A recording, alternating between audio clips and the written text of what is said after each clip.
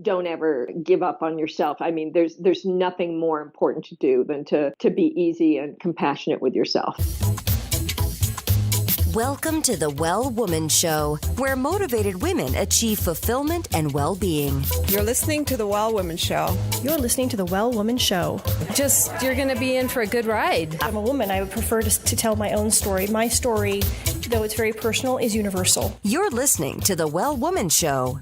And now your host, Giovanna Rossi. Hello, Well Women. Today on the show, I talk to Christine McHugh, filmmaker and president of New Mexico Women in Film. And we talk about what is being done to address gender equity and inequality and disparities in TV and film and the ReFrame movement. And we talk about how Christine found herself in film at the age of 50 after a very interesting, completely different career. And what's next for Christine and the New Mexico Women in Film and TV and what they're up to. And so I'll be talking a little bit about how New Mexico Women in Film is championing a strategy developed by women in film in Los Angeles called ReFrame, which is a revolutionary certification structure for production companies willing to make diversity and gender equity a priority in the staffing of their projects. Since last year's Oscar Awards ceremony, when Frances McDormand brought the concept up of an inclusion writer, the idea has been gaining a lot of momentum. So I'm super interested to talk to her about that. Christine McHugh is a filmmaker who comes to the medium through her many years of work as a theater director. She directed the short comedy film On the Nature of Hotness, which won the 2013 New York City International Film Festival for Best Short Comedy and was the official selection at 10 film festivals in 2013 and 14. She's currently the president of New Mexico Women in Film based in Santa Fe, New Mexico. Here is my interview with Christine McHugh. I'm speaking with Christine McHugh, the president of New Mexico Women in Film. Welcome to the show. Oh, it's great to be here with you, Giovanna. So Christine, you've got a lot going on. I'm excited to hear about some specific strategies around gender equity and diversity that you're working on. But first of all, will you tell me, Christine, who are you in the world today? I kind of come to this conversation today as the president of New Mexico Women in Film, but that post came to me kind of through my work, which is a very unexpected and roundabout way to end up in the film industry. I have to tell you, I consider myself kind of the quintessential accidental filmmaker. I never set out to do any of this, but it kind of came around this way, and the signs from the universe were this was the direction I was to go, and there was no real ambiguity about that, and it's been a wonderful ride. I have been making film since about 2013, and yeah. Oh, interesting. Wait, I have to ask you what happened there, because that was a great intro. And I feel like that happens to a lot of us with our careers, right? It's not a straight line. It's never what we thought it was going to be. But how did you Well, it's so interesting that you talk about it not being a straight line, because I had been doing a lot of work as a life coach up until I started this. And the life coach modality is pretty much kind of just determine your goal, create a strategy for getting there, keep yourself accountable along the way, have people who can support you, achieve the goal, on to the next one.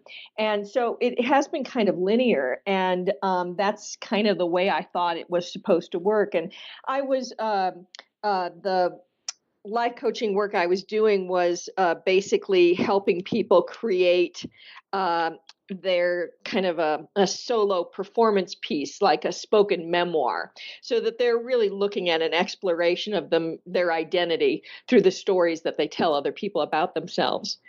And I was working with a client in Seattle, and we had just done his solo piece, which was about a 90-minute piece that he did for his 50th birthday. And he rented out a theater and invited all of his friends. And he came off after the performance, and he just kind of grabbed me. He said, "Oh my God, I am firing on all cylinders when I'm doing this work with you. We have to do more of this." And I'm like, "Okay, great. What were you thinking about?" He said, "Well, maybe we can do a film." And I'm like, "Well, all right, that sounds fun. I don't know. I've always wanted to direct a movie, that's kind of the cliche, but that would be fun to do. Let's try that." And so we worked together and we created a script that was just basically a 9-minute little comedy short that was based on stories from his life, although it had a very universal message in it. We decided to enter it into film festivals, and the first film festival we got into was Cannes in France. And then we started thinking, the next one we got into was the New York City International Film Festival. And then we won that for Best Short Comedy.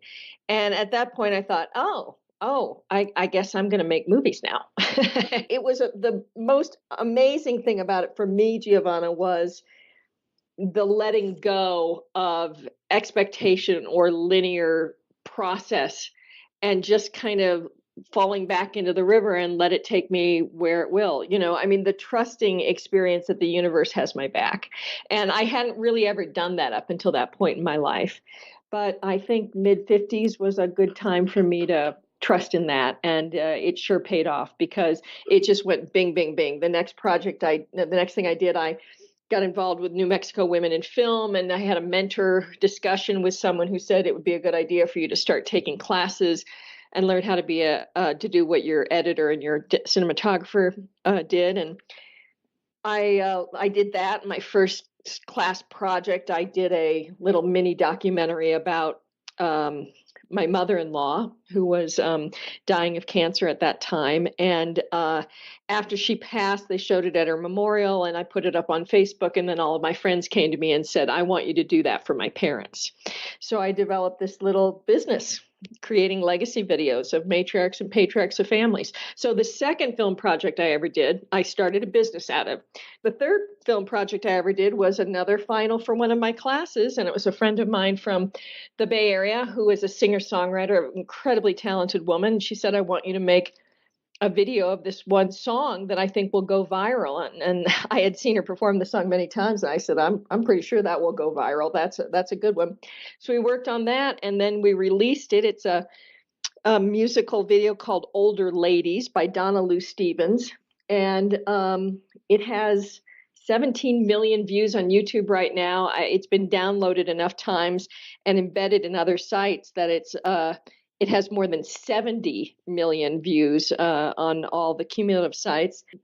Anderson Cooper did a whole segment on his 360 show on it the week that it came out, saying that this is a anthem video for a forgotten demographic. It's hysterical, and you should all watch it. And he even mentioned my name, which nobody ever mentions the name of a director of a music video.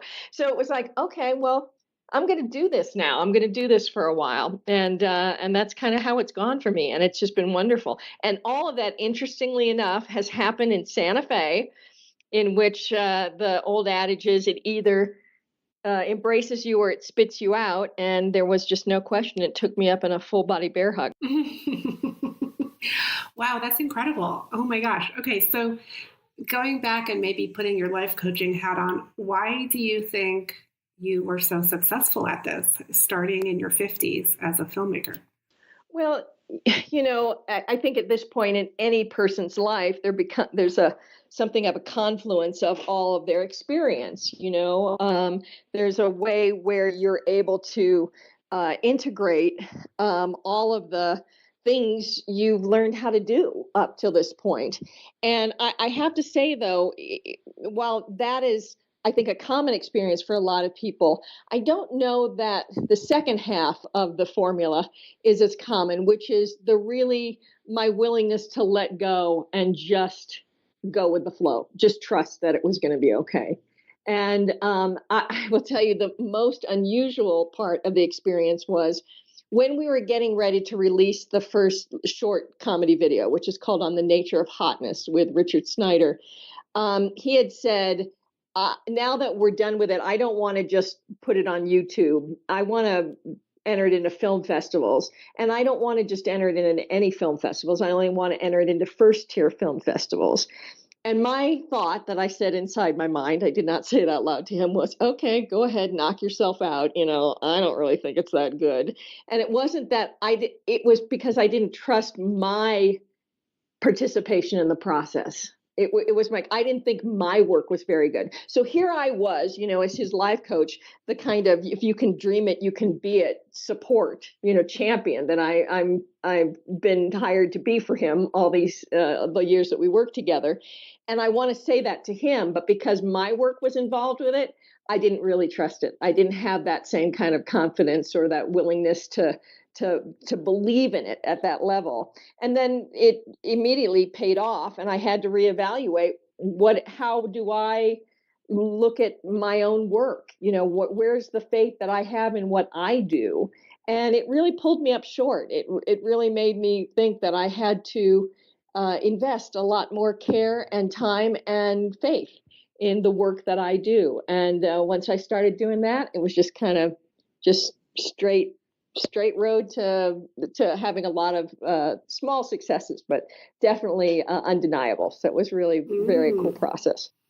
Oh my gosh, that's fascinating. So now fast forward, you are the president of New Mexico Women in Film, and we actually met each other because of gender equity work and various things. And now you're working on something new. Can you talk about what that is and why it's important for you to be working on right now? Yeah, since I came into the presidency of the organization, I've been doing it about 3 years now, there's been this growing kind of finding myself in the role. I think that happens for most people in any kind of leadership capacity. They have to kind of bring their personal power, their experience, and the authority that's given to them by the organization to try and find their, what it is that they do. And I've had a bit of an evolution around this concept of being a mouthpiece, being vocal about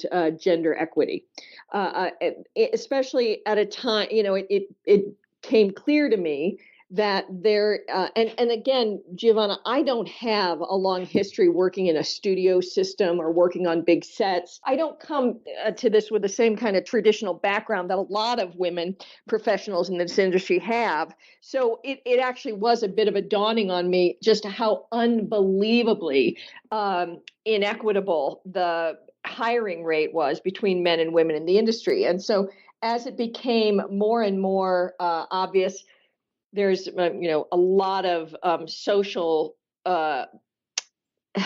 events that have taken place in the last 3 years that have really brought this to the forefront of our society about how the storytellers, the people in charge of crafting a message, were in fact kind of the propaganda arm of culture.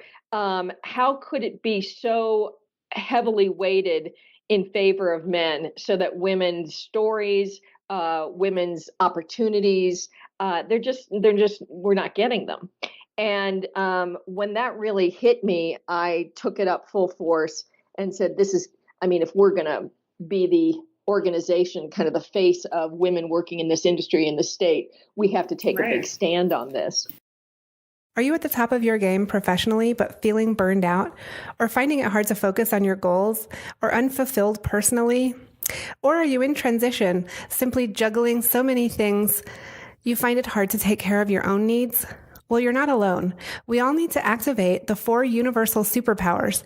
These are the internal strengths and abilities we all already have, but don't use all the time. Superpowers can be cultivated, and they include awareness, intuition, action, and acceptance. Toward the end of the show, in a segment called Superpowers for Success, I ask my guest about her superpowers, and the answers will give you the strength, perspective, and power to live a well-woman life. We've had a couple of events. We try to have an event every year that's going to support that in some way or other. Last year, after Me Too kind of hit the public, things really started to escalate, and it escalated in a very high profile media way, and that's good.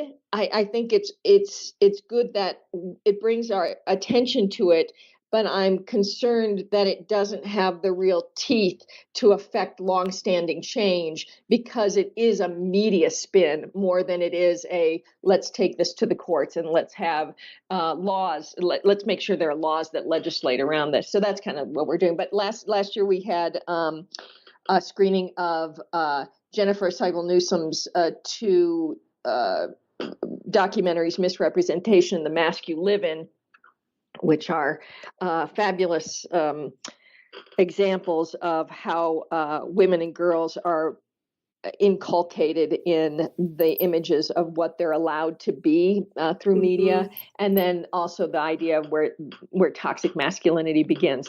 And then I had you on a panel that followed that whole thing, in which we're looking at a way forward out of the kind of tangle of sexual harassment issues that we're dealing with right now. And that's something that I think that we need to be a forum for. We need to provide that conversation so people are looking at proactive ways that they can be a part of changing the industry, changing the world around harassment issues.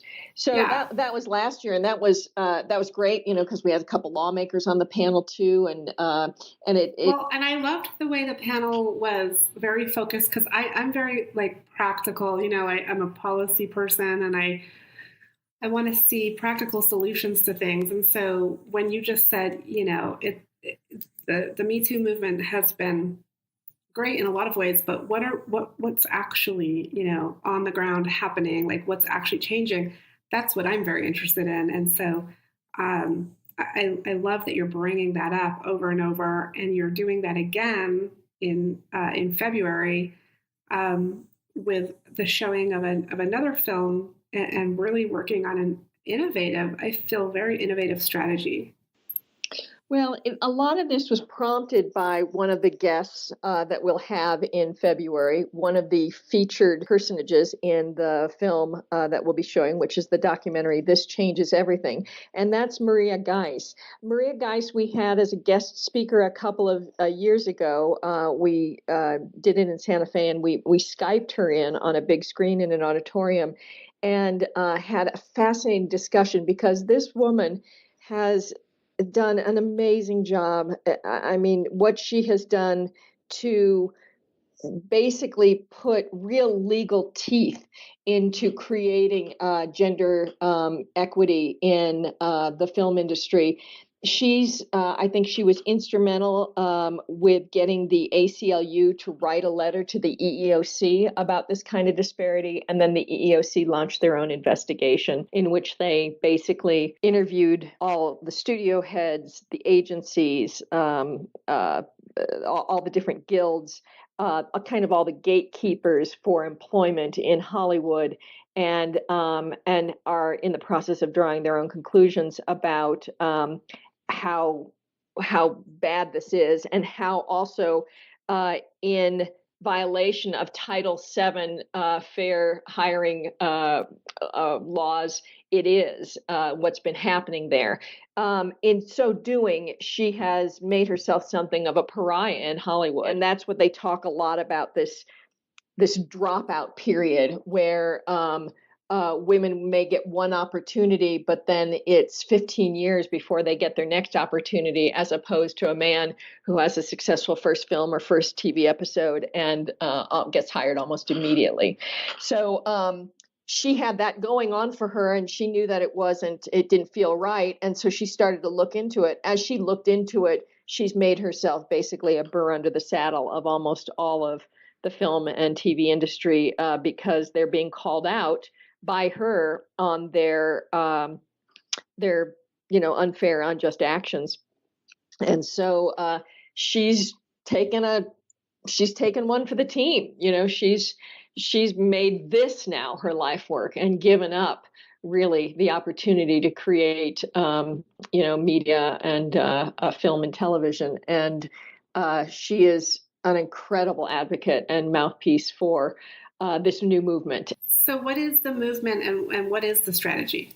Well, there's several. Now, I want to talk a little bit about what Women in Film and Television Los Angeles has created in collaboration with Sundance Film Festival, Sundance Institute, which is this project called ReFrame.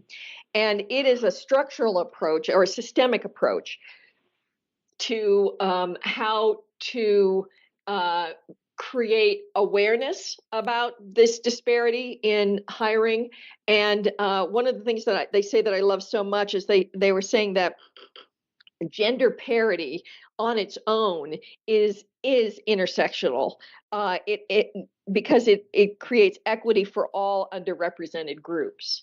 And so it's not only about gender, but it's also, of course, about LGBT, trans, differently abled, all different races.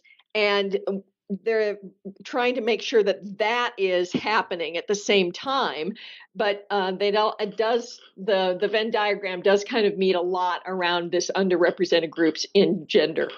So what they've done is they've created a program whereby they have identified what they call ambassadors, which are high-profile men and women in the industry, and they have asked those people to become fluent in the language and the methods that this ReFrame system is creating, and then take it to the studios, the networks, the production companies, the guilds, all the agencies, and basically say, if we partner together, if we're going to explain this to you, we'll be your representative. We'll be there to answer all your questions and support you in implementing this new way of being, to become fluent in what the disparities are, and then take on this course of action. And many of the big groups have already, studios and everything have already signed on to this. Things like A&E and Amazon and Netflix and Grand Via, Lionsgate, SAG-AFTRA, Participant Media. It's a lot of high-profile groups that are really saying, yes, we'll commit to this. We'll change our ways for this. And what's the incentive for them to do that, or is that's part of the partnership? Well, right now the incentive really is to get this stamp from ReFrame that basically says that they're doing the right thing. Yeah, you're good. You're a good citizen in this movement. You are aware of it, and you are doing what you can to make things more equitable and just.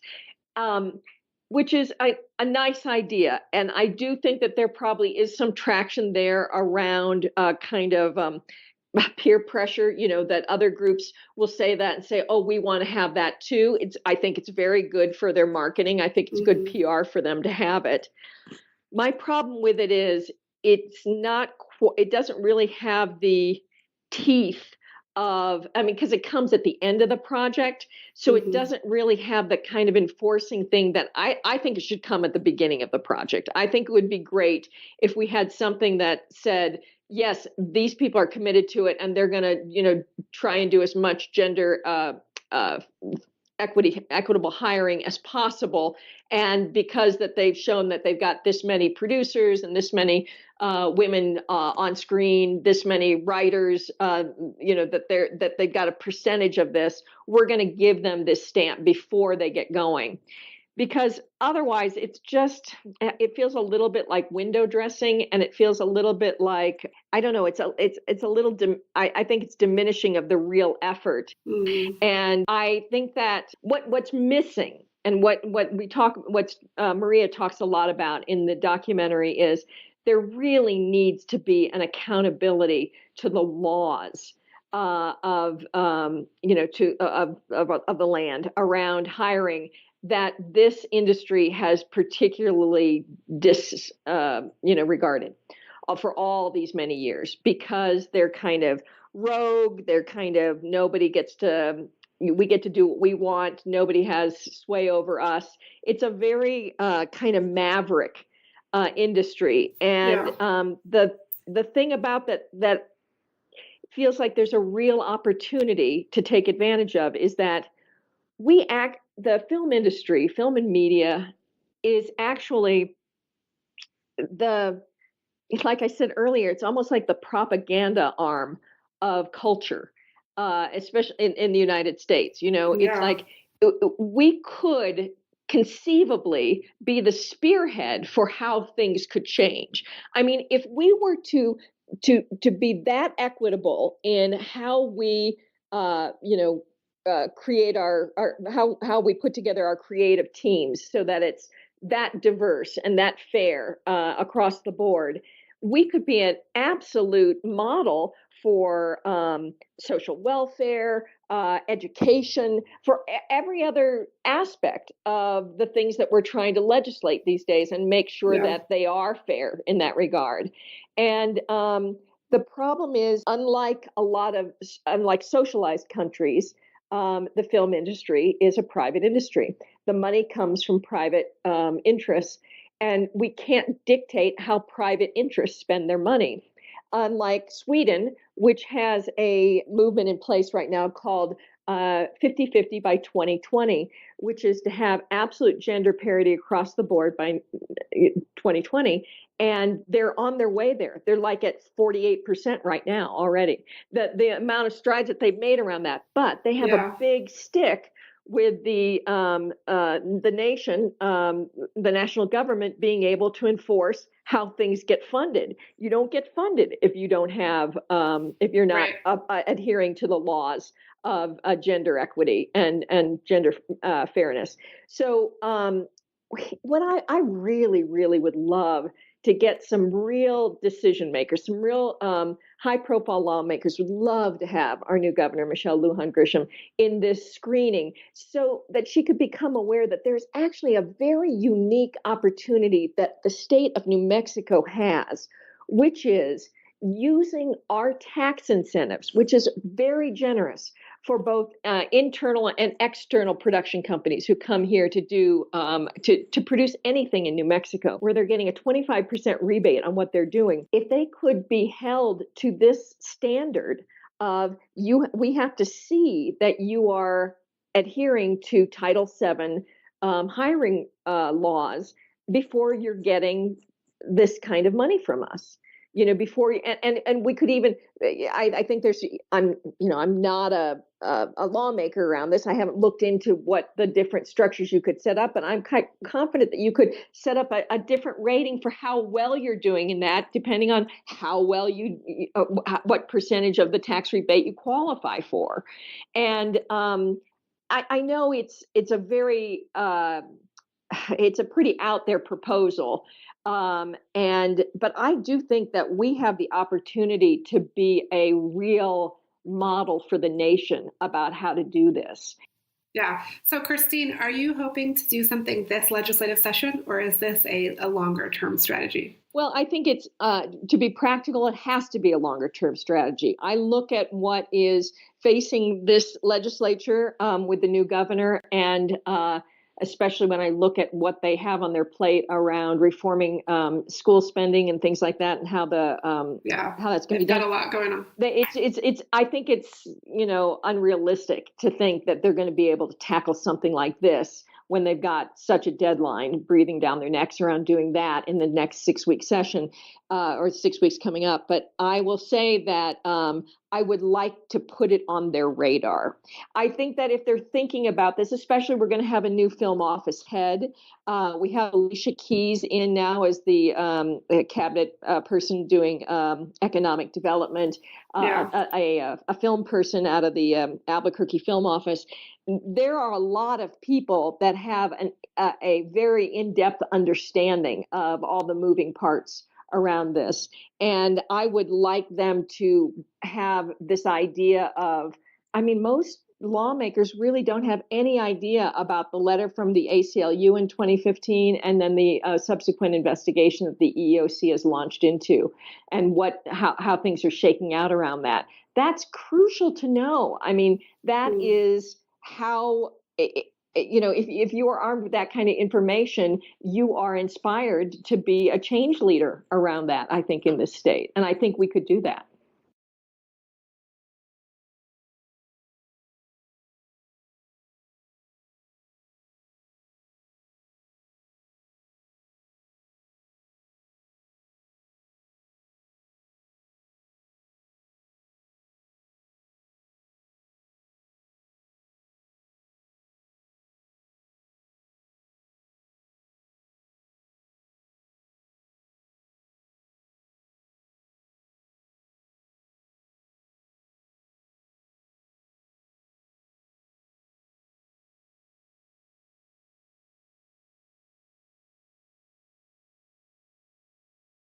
This episode of the Well Woman Show is brought to you by Collective Action Strategies, supporting organizations that support women and families, and by Well Woman Life Movement Challenge Quiz, your resource for living your best life. If you're in burnout or major transition, this is your time to figure out what's holding you back from making the changes you need to make in order to live your fullest, most joyful life. The cause of all of our challenges, personal or professional, can actually be rooted in the lack of internal superpowers and or external supports. Our Well Woman Life framework tells you which stage of the Well Woman life cycle you're in and what to do about it so you can truly live your best life. You can find out more at wellwomanlife.com/quiz. I'm so thankful for support from Natural Awakenings Magazine in New Mexico, a monthly green, healthy lifestyle publication, and for support from High Desert Yoga, promoting optimum physical health, clarity of mind, and spiritual inspiration for all. I have to say, as of late these days, I wake up almost every morning, and the first thing that comes to out of my mouth is, "I love my life. I love my life." And that to me is just the richest thing that I could ever possess. I mean, just to have that kind of satisfaction and fulfillment with the way my day goes is it's a wealth beyond anything I could have imagined. And I'm very lucky to be experiencing it right now. So happiness, basically. Okay. And we talked a little bit about this earlier, but when did you know you were really good at what you do? I will say it dramatically coincided with menopause. And that had to, there's this, I think that my theory is that when we lose our procreative ability, it would be a misnomer to say that it was lost. That's not what happens. What happens is it transforms. The creative capacity that we had, I think, had existed for a long time in just kind of our biological ability to bear children, gets transformed in this new thing. And my creativity just rocketed into the stratosphere around menopause. Oh, okay. Well, that leads into my next question, which is, what superpower did you discover you had only to realize it was there all the time? I think the biggest thing was the biggest turning point for me was when I transformed my idea of this concept of I make mistakes. I screw up, I make mistakes. Which was had reached a head of particularly painful proportions, and I couldn't live with it anymore. And then I realized, oh, you know what? That's not true at all. I don't make mistakes. I'm incredibly talented at creating exactly the circumstances that I need in order to grow and evolve and transcend. And that's changing the way that I think about making mistakes. That's my superpower.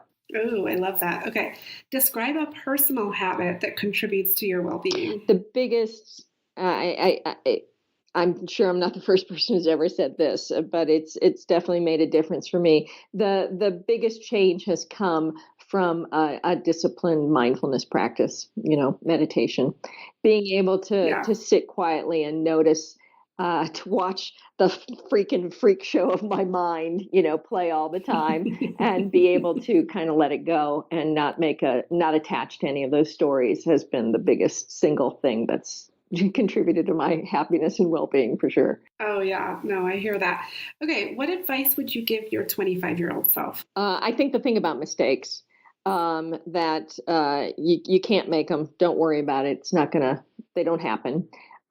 Think of them all as, these great opportunities that you are particularly talented at creating. Well, and that would help you not be so hard on yourself too, wouldn't it? If you didn't look at it as a mistake. Yeah. And I guess that kind of piggybacks, the second part of that advice is, don't ever, give up on yourself. I mean, there's nothing more important to do than to be easy and compassionate with yourself.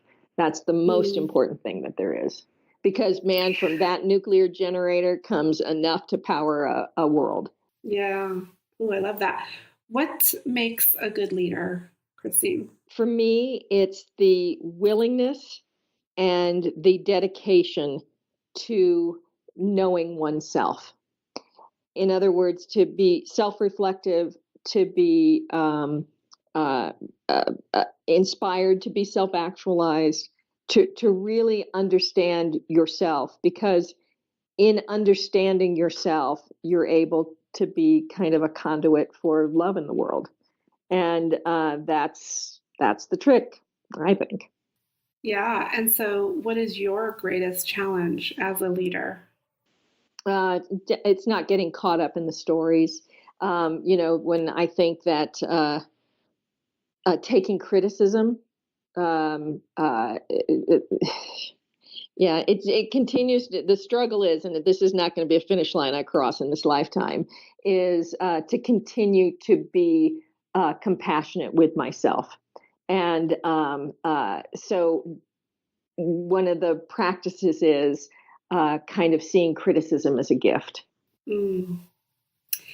Okay. And do you identify as a feminist?